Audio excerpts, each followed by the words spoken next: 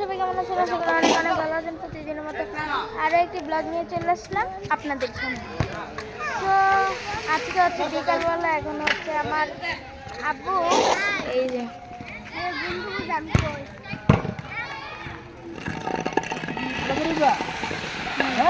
আব্বু কই আমার আব্বু কই নিজেও কইতে না, ফোন দা আমার কই দান জমাইতাম ওই যে তাও কইতে পারি না।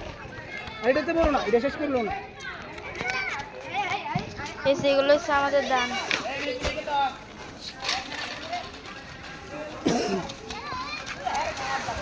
আব্বু কোন একটা বাইটি নিয়ে তো গুলা ঢুকবো তো অবশ্যই একটি লাইক কমেন্ট সাবস্ক্রাইব করে দিন। আর আমাদের এখানে প্রচণ্ড গরম, কি যে বলবো, বলার ভাষা নাই।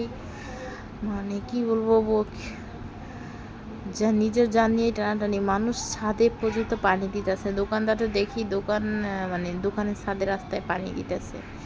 এই অবস্থা, দিনে 2-3 বার গোসল দিলেও কাজ হচ্ছে না। এত এত এত গরম, কার কোথায় কি অবস্থা অবশ্যই জানাবেন কমেন্টে।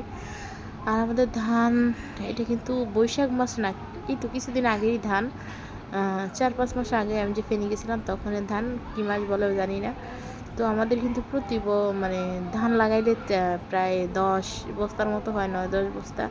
এবার খুবই কম হয়েছে, কারণ ফসল নষ্ট হয়েছে। যাকে পানি দেওয়ার দায়িত্ব ছিল সে এবার ঠিকঠাক মতো পানি দেয় না, তাই ফসলও ভালো হয় না। তারপর আলহামদুলিল্লাহ অবহেলায় ফেরাই রাখছিল, ওর বাবা যাই নাই, মানে খেতেই যায় নাই, না যাওয়ার পরও মাশাল্লাহ এতগুলো ধান হয়েছে। তো এই আর কি।